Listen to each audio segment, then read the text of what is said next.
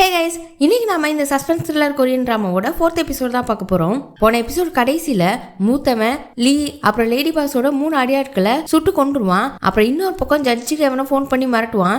இப்போ இந்த எபிசோட் ஸ்டார்டிங்ல லீயோட பையன் அங்க நடந்ததெல்லாம் ரெக்கார்ட் பண்ணிட்டு அப்படியே அங்க இருந்து ஓடி ஊருக்கு வெளியிலே வந்துட்டான். அவனால அழுக கண்ட்ரோல் பண்ணவே முடியல. அப்படியே பயங்கரமா அழுதுட்டு இருக்கான். அவன் பேக்ல ஒரு அக்கௌண்ட் புக் இருக்கு. அதை எடுத்து பார்த்தா அதுல எக்கச்சக்க காசு இருக்கு.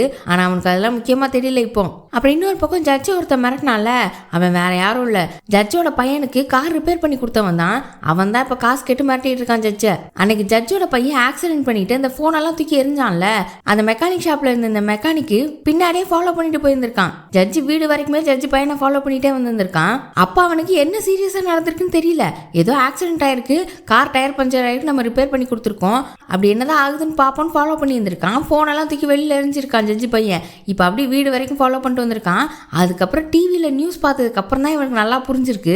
அதுக்கப்புறம் இப்ப ஜட்ஜு கிட்ட காசு கேட்டு மிரட்டிட்டு இருக்கான். இன்னொரு பக்கம் டானை பார்த்தா அவர் ஜட்ஜோட ப்ரொஃபைலு அவரோட ஆர்டிகிள் எல்லாத்தையும் பார்த்துட்டு இந்த ஆளா என் பையனை அப்படி பண்ணிட்டு ஓடி போனது அப்படின்னு சொல்லி யோசிச்சுட்டு இருக்காரு. அந்த செக்ரட்டரியும் ஏதாவது உன்னை பாதுகாக்கணும்னு இருந்ததுன்னா எல்லாருக்குமே பயம் வரதான் செய்யும் அப்படின்னு செக்ரட்டரி சொல்ல, டானும் இந்த பேரு புகழ் அவனுக்கு இருக்கு, அதுக்காக என் பையனை கொண்டுட்டு இப்படி போட்டுட்டு போவானா, அவன் நல்ல பேர் கிடக்கூடாதுன்னு இப்படி பண்ணானா அப்படின்னு சொல்லி ரொம்ப டென்ஷன் ஆகுறாரு. அதே நேரத்துல நம்ம பையன் இப்படி அடிபட்டு கிடக்கான், மூச்சு வாங்கிக்கிட்டு இருக்கான், ரத்த வெள்ளத்துல இருக்கான். அப்போ இந்த ஜட்ஜி பார்த்துட்டு தான் அங்க இருந்து போயிருப்பாருன்னு ஜட்ஜி அந்த இடத்துல இருந்தா என்ன மாதிரி நடந்திருக்கும் அப்படின்னு யோசிச்சு பாக்குறாரு. இவரால் எதையுமே சகிச்சுக்க முடியல. இப்ப அப்படியே அடுத்த நாள் காலையில ஆகுது. துறைமுகத்துல அந்த 4 பேர் செத்து கிடந்தாங்கல்ல, லீ அப்புறம் இந்த லேடி பாஸோட 3 ஆளுங்க, அதெல்லாம் போலீஸ்க்கு விஷயம் தெரிஞ்சு ஃபாரன்சிக் எல்லாரும் வந்து செக் பண்ணிட்டு இருக்காங்க. செக் பண்ணும்போதே 3 பேர் லேடி பாஸோட ஆளுங்கனும் இன்னொருத்தன் அந்த டானோட பையனை கொன்னதுல சஸ்பெக்டா இருக்கிறவன் அப்படின்றதையும் கண்டுபிடிக்கிறாங்க. இப்ப இந்த நியூஸை லேடி பாஸும் பாக்குறாங்க. அவங்களுக்கு தான் டென்ஷன் ஆகுது. இன்னொரு பக்கம் ஜட்ஜை பார்த்தா அவர் ஏதோ ஒரு கேஸுக்கு தீர்ப்பு சொல்லிட்டு இருக்காரு. அவர் நிதானத்துல இல்ல, எப்பவும் மாதிரி இல்லாம ஏனோ தானோ வேலையை முடிச்சுட்டு ரூமுக்கு வந்துடுறாரு. அப்புறம் இந்த லேடி இன்ஸ்பெக்டர் இருக்காங்கல்ல, அவங்கள ஃபோன் பண்ணி வர சொல்றாரு. அவங்க ஜட்ஜி ஏதோ சோகமா இருக்கிறத நோட் பண்றாங்க. அப்புறம் நியூஸை பாத்தீங்களா என்ன ஏதுன்னு விசாரிக்க, இவர் இன்னும் பார்க்கல போல. இப்படி டான் பையன் இறந்ததுல சஸ்பெக்டா இருந்தவனும் லேடி பாஸோட ஆளுங்க 2-3 பேரும் இறந்துட்டாங்க. யார் கொண்டிருப்பா, அது கண்டிப்பா டானா தான் இருக்கும் நாங்க யோசிக்கிறோம் அப்படின்னு சொல்லிட்டு இருக்காங்க. சரி நீங்க எதுக்காக என்ன கூப்பிட்டீங்க அப்படின்னு சொல்லி கேட்க, இல்ல ஒண்ணும் இல்ல, அதெல்லாம் நான் சரி பண்ணிட்டேன் அப்படின்னு சொல்றாரு. எது கூப்பிட்டாரு என்னன்னு தெரியல. அப்புறம் இன்னொரு பக்கம் டானு அவர் கார்ல போகும்போது இந்த நியூஸை பார்த்துட்டு இருக்காரு. ஆக்சுவலா இவர் கொல்ல ஆள் அனுப்பல, அந்த மூத்தவன் தானே பண்ணது. இவருக்கும் புரியுது. செக்ரட்டரி கிட்ட பையனை கூட்டு வர சொல்றாரு. அப்புறம் ஜட்ஜை பார்த்தா அவர் அந்த அரசியல்வாதி இருக்கார்ல, அவர்கிட்ட போய் நான் இன்னும் எவ்வளவு தூரம் என்னென்னலாம் பண்ணணும், நான் செஞ்ச தப்புக்கு எத்தனை பேர் சாகணும் அப்படின்னு சொல்லி கதறி கதறி அழுதுட்டு இருக்காரு. இந்த அரசியல்வாதியுமே இதை எதிர்பார்க்கலதான். ஆனா அவர் இப்ப என்ன சொல்றாரு அப்படின்னா, இப்ப இது உனக்கு பிரச்சனை இல்ல, என்ன இருந்தாலும் லீ இறந்துட்டான், அவன் மேலதானே சந்தேகம் இருந்துச்சு, இனிமே நீ பாட்டுக்கு வாழலான்ற மாதிரி சொல்றாரு. அப்புறம் ஜட்ஜி கிளம்பும் போது, நீ நல்லவனா இருக்கணும்னு நினைச்சா ஆரம்பத்துல இருந்து நல்லவனா இருந்திருக்கணும், இப்ப கெட்டவனா இருந்துட்டு இனிமே நல்லவனா மாற முடியாது, ஏதாவது ஒரு சைட சூஸ் பண்ணி தான் ஆகணும் அப்படின்ற மாதிரி சொல்றாரு. இப்ப அப்படி இன்னொரு பக்கம் லேடி பாஸோட இடத்துக்கே டான் வந்துட்டாரு. அங்க ஒரு பாப்பா வந்து டீ கொடுக்க, அப்படியே அந்த பாப்பாவை பார்த்து இந்த மாதிரி சின்ன பிள்ளைங்களெல்லாம் வேலைக்கு வச்சிருக்காளேன்ற மாதிரி பாக்குறாரு. அப்ப இந்த லேடி பாஸும், இங்க வேலை பாக்குற நிறைய குழந்தைங்க அப்பா அம்மாவால கைவிடப்பட்டவங்க அல்லது தொலைஞ்சு போனவங்க, நாங்க அவங்கள எடுத்து இப்ப வேலை கொடுத்து வளர்த்துட்டு இருக்கோம் அப்படின்ற மாதிரி சொல்லுது. அவரும் சரி வந்த வேலையை பார்ப்போம்னு, அந்த லீயும் உன்னோட ஆளுங்களும் இறந்து போயிருக்காங்க கேள்விப்பட்டனே அப்படின்னு சொல்லி சொல்றாரு. அது ஃபர்ஸ்ட் வாயை திறக்கல, நீ மட்டும் அமைதியா இருந்தனா என்ன நடக்கும்னு தெரியாது, நானா ஏதாவது கற்பனை பட்டு ஏதாவது பண்ணிடுவேன் அப்படின்னு சொல்ல, அவங்களும் சரி நாங்க உண்மையை சொல்லிடுறோம், நாங்க ஃபர்ஸ்ட் அந்த லீயை கொல்லணும்னு தான் நினைச்சோம், அவன் உங்களுக்கு எதிராக எவ்வளவு பெரிய வேலை பார்த்திருக்கான், எங்களுக்கு அப்பப்ப வேலை பார்த்து கொடுப்பான், அவன் இவ்வளவு தூரம் பண்ணிட்டான்ல, அதனால சத்தம் இல்லாம அவனை முடிச்சிடலாம்னு நினைச்சோம், எப்படி இருந்தாலும் அவனை நீங்க பிடிச்சிருந்தாலும் கொண்டிருக்க தானே செய்வீங்க, இப்போ உங்களுக்கு ஒரு வேலை முடிஞ்சது இல்லை அப்படின்னு சொல்லி சொல்லுது. நான் நீ உண்மையை சொல்லுவேன்னு நினைச்சு வந்தேன், ஆனா நீ சொல்ல மாட்ட போலையே, போய் சொல்லி சொல்லி விஷயத்த சீரியஸ் ஆக்கிக்கிட்டே இருக்க அப்படின்னு சொல்லிட்டு அங்க இருந்து கிளம்புறாரு. அப்போ பார்த்தா மூத்தவனுக்கு ஒருத்தன் ஹெல்ப் பண்ணான்ல, அவனை தூக்கி கொண்டு வந்து உள்ள போடுறாங்க. அடி சம்மத்தையா வாங்கியிருக்கான், மூஞ்சி முகரெல்லாம் பேர்ந்துருக்கு. இந்த லேடி பாஸ் டான் கிட்ட கால் மேல கால் போட்டு, லீ ஆளுங்களையும் கொண்டது யாருன்னு தெரியுமா, அந்த ஆளை எங்களால பிடிக்க முடியல, ஆனா அதுல இருந்து கிடைச்ச புல்லட்டை வச்சு பார்த்ததுல எங்களுக்கு தெரிஞ்சவனோட தான் இவன் தான் இந்த அடிபட்டு கிடக்குறானே, இவனை போட்டு பொழந்ததுக்கு அப்புறம் தான் தெரியுதுன்னு சொல்லிட்டு அவன்கிட்டே அந்த லேடி பாஸ் யாருக்கு நீ ஹெல்ப் பண்ணன்னு கேட்க, அவன் மூத்தவனோட பேர் சொல்லிடுறான். அது மட்டும் இல்லாம இன்னொரு ஷாக்கிங் நியூஸ் என்னன்னா, லீயோட வீடே எரிஞ்சதுல அதை பத்தி இவனுக்கு தெரிஞ்சிருக்கு. அதை பத்தி லேடி பாஸ் கேட்கறாங்க, லீயோட வீட்டை எரிச்சது யாரு அப்படின்னு சொல்லி அதுக்கு ஒரு பேர் சொல்றான். அது யாரு அப்படின்னா டானோட ஒய்ஃப் இருக்காங்கல்ல, அவங்களோட செக்ரட்டரி. அந்த வேலை பண்ணது மூத்தவன் கிடையாது போல. இதெல்லாம் கேட்டுட்டே டான் அங்க இருந்து கிளம்புறாரு. இப்ப லேடி பாஸ் சொன்னதை கேட்டுட்டு டான் கார்ல போகும்போது அன்னைக்கு மூத்தவனை அடிச்சிருப்பாரா லியோட வீட்டை கொளுத்தினான்ட்டு அதை யோசிச்சு வருத்தப்பட்டுட்டு செக்ரட்டரி கிட்ட அன்னைக்கு நடந்த தீ விபத்துக்கு உண்மையான காரணம் யாருன்னு கண்டுபிடி அப்படின்னு சொல்றாரு. அதே நேரம் நமக்கு லியோட பையனை காட்டுறாங்க. அவன் யாருக்கோ போன் பண்ணி நான் தான் லியோட பையன் அப்படின்னு சொல்லிட்டு ஒரு ரெஸ்டாரண்ட்ல உட்காந்துருக்கான். யாருக்கு போன் பண்ணிருக்கானா இந்த லேடி இன்ஸ்பெக்டர் இருக்காங்கல்ல அவங்களுக்கு தான் போன் பண்ணி வர சொல்லியிருக்கான். அவனுக்கு நம்மளும் செத்துருவோன்னு வேற ரொம்ப பயமா இருக்கு. அதோட எனக்கு இருந்த ஒரே ஒரு தங்கச்சி செத்து போயிட்டா அப்படிலாம் சொல்லி கதறி அழுதுட்டு அந்த எவிடன்ஸையே லேடி இன்ஸ்பெக்டர்கிட்ட கொடுக்குறான். அப்புறம் அப்படியே ஜட்ஜோட பையனை பார்த்தா அவன் ஒரு இடத்துல உட்காந்து ஒரு பழைய நியூஸை பார்த்துட்டு இருக்கான். அதுல மூத்தவனை நிரபராதின்னு விடுவிச்சிட்டாங்க அப்படின்ற மாதிரி போட்டிருக்கு. இவன் எதுக்கு இதை பார்த்துட்டு இருக்கான்னு தெரியல. அதே நேரம் அங்க டானோட பொண்ணு வரா. அவ அப்படி பேசிட்டே என் அம்மா அழுதுட்டே இருக்காங்க அதனால கூடவே இருக்க வேண்டியிருக்கு அப்படிலாம் சொல்லிட்டு இருக்க. அப்புறம் உன் அண்ணன் அப்படின்னு சொல்லி கேட்கறான். இவன் எதுக்கு மூத்தவனை பத்தி விசாரிக்கிறான்னு தெரியல. அவ மூத்தவன் பாவம் தான் சொல்றா. ஏன்னா அவன் சின்ன பையனா இருக்கும்போதே அவங்க அம்மா இறந்துட்டாங்களாம். அப்ப இப்ப இருக்கிறது அவனோட சித்தி. அப்புறம் அதே நேரம் ஜட்ஜை பார்த்தா இந்த லேடி இன்ஸ்பெக்டர் கிட்ட லியோட பையன் எவிடன்ஸை காமிச்சான்ல அது நேரா லேடி இன்ஸ்பெக்டர் நம்ம ஜட்ஜிட்டே கொண்டாந்து காமிச்சிட்டு இருக்காங்க. எனக்கு 2 வருஷத்துக்கு முன்னாடி நடந்ததுதான் ஞாபகம் வருது. இவனை ஏதாவது பண்ணணும், இந்த தடவை இவனை பிடிக்கணும் அப்படின்னு சொல்லிட்டு இருக்காங்க. அப்புறம் அப்படியே அங்க கட் பண்ணி டானை பார்த்தா டான் இப்ப ஜட்ஜோட வீட்டு முன்னாடி வந்து நிக்கிறாரு. ஜட்ஜி வேலைக்கு போயிட்டாரு, பையன் படிக்கிறதுக்கு வெளியில போயிட்டான். அதெல்லாம் தெரிஞ்சுக்கிட்டு தான் உள்ள நுழைஞ்சிருக்காரு. ஏற்கனவே இவரோட ஆளுங்கெல்லாம் கள்ளத்தனமா வீட்டை திறந்து விட இவர் அப்படியே உள்ள போய் உள்ள பொருளெல்லாம் எடுத்து பார்த்துட்டு இருக்காரு. ஏதாவது கண்டுபிடிக்க முடியுமான்னு பாக்குறாரு. அப்படியே பையன் ரூமுக்கு போறாரு. அங்கதானே அவன் ஒரு போட்டோ வர வச்சிருந்தான். கரெக்டா அதை பார்க்க போற நேரம் அங்க இருந்த ஒரு கிளாக்ல அலாரம் அடிச்சிருச்சு. இல்லைன்னா ஜஸ்ட் மிஸ் பாத்துருப்பாரு. அப்படியே கீழே ஹால்ல வந்து உட்காந்து சுத்தி முத்தி பாக்குறாரு. அப்புறம் இவர் இங்க வந்துட்டு போனது தெரியணும் அப்படின்றதுக்காகவே ஒரு சிகரெட்டை குடிச்சிட்டு அந்த பட்டை டீப்பாய் மேலே வச்சுட்டு போறாரு. இன்னொரு பக்கம் மூத்தவனை பார்த்தா அவன் ஃபிளைட் ஏறி எப்படியாவது தப்பிச்சிடலான்னு சொல்லி ஏர்போர்ட்டுக்கு வந்து நிக்கிறான். ஏர்போர்ட்ல ஏற்கனவே இவன் பேர்ல டிராவல் பேன் இருக்கு போல. அது தெரியாம அவன் இங்க வர அங்க அவன் நேம செக் பண்ணிட்டு இருந்த லேடி அலாரம் ஆன் பண்ணிருச்சு. ஆனா அந்த லேடி முழிக்கிற மொழியில இவனுக்கு புரிஞ்சு போச்சு ஏதோ தப்பா இருக்குன்னு. அங்க இருந்து அப்படியே ஓட ஆரம்பிக்கிறான். பின்னாடியே போலீஸும் துரத்துறாங்க. ஆனா எஸ்கேப் ஆயிட்டான். இந்த நியூஸை ஜட்ஜி வீட்ல இருந்து வெளியில வந்து டான் கிட்ட இந்த செக்ரட்டரி இன்ஃபார்ம் பண்றாரு. டானுக்குனா டென்ஷன் ஆகுது. போலீஸ் கண்டுபிடிக்கிறதுக்கு முன்னாடி அவனை எப்படியாவது கண்டுபிடி அப்படின்னு சொல்ல இப்ப அப்படியே ஜட்ஜை பார்த்தா அவரு இந்த கார் ரிப்பேர் பண்ணாங்கல்ல அந்த இடத்துக்கே வந்து நிக்கிறாரு. அந்த கார் ரிப்பேர் கடை ஓனர் கிட்ட வந்து பேசினா அந்த ஓனர் ஜட்ஜி யாருன்னே தெரியாத மாதிரியே பேசுறான். ஜட்ஜும் அந்த பெருசா கண்டுக்கல. ஒரு மெக்கானிக் வேற மாட்டிட்டு இருந்தான்ல அந்த மெக்கானிக்கை பத்தி விசாரிக்கிறாரு. அந்த மெக்கானிக் ஏதோ வெளிநாட்டுல இருந்து வந்தவன் போல, அதுவும் இல்லீகலா வந்திருக்கான். அவன் நாட்டுக்கே போறதாவும் சொல்லிட்டு இருந்திருப்பான் போல.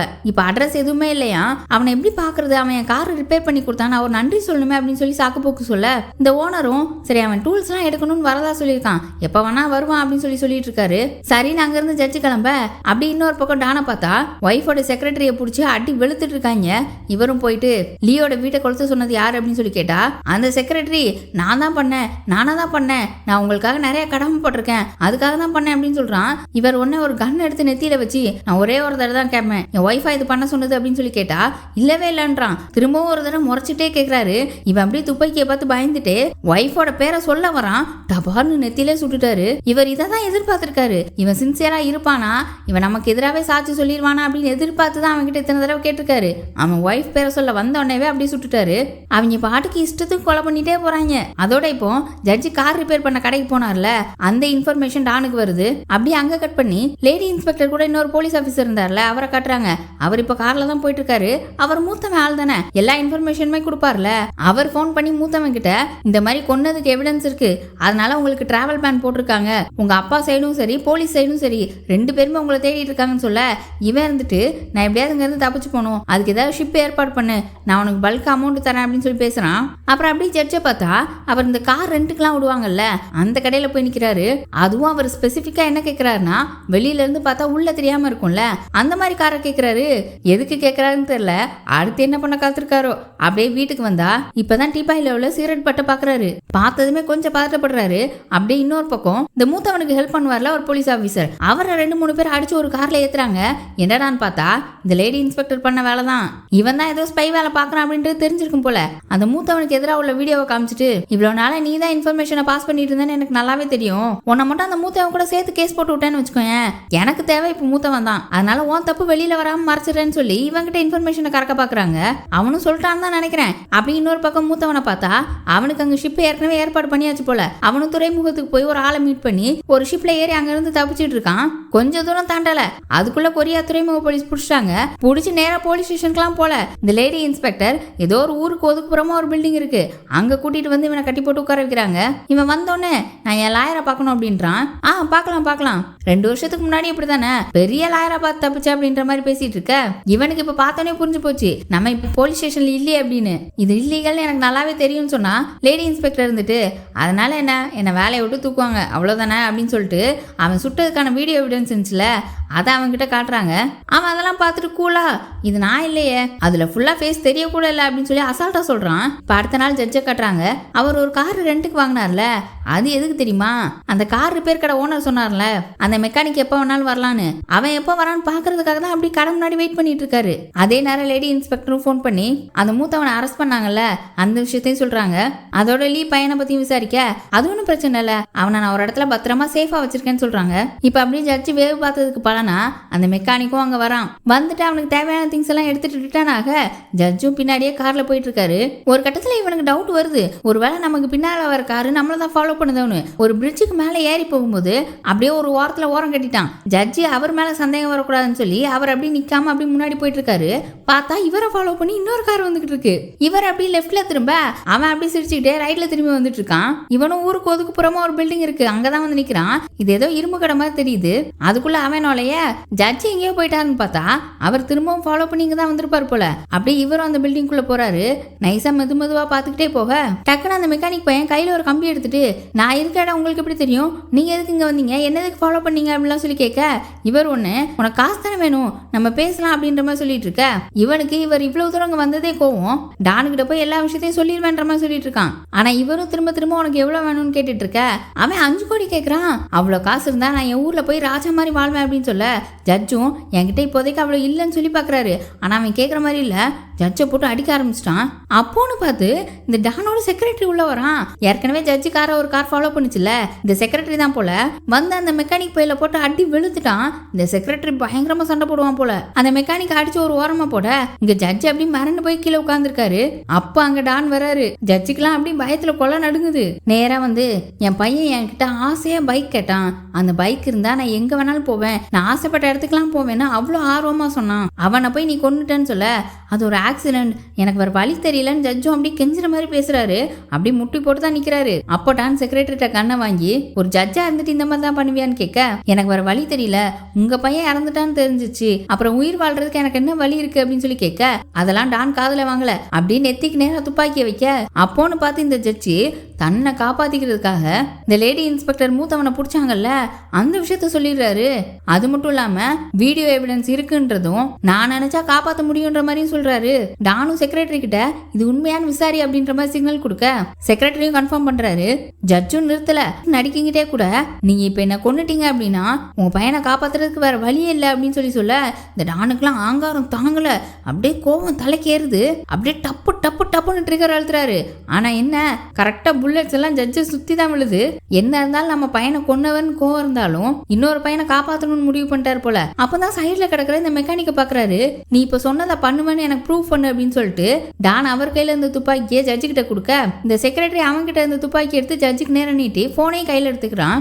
என்ன பண்ண போறாங்க தெரியுதா? ஜட்ஜை ஒரு கிரைம் பண்ண வச்சு அதை வீடியோ எடுத்து ப்ரூஃபா வச்சுக்க போறாங்க. அதான் பக்கத்திலே கிடக்குறானே மெக்கானிக்கு, அவனை சுடுறதுக்கு தான்.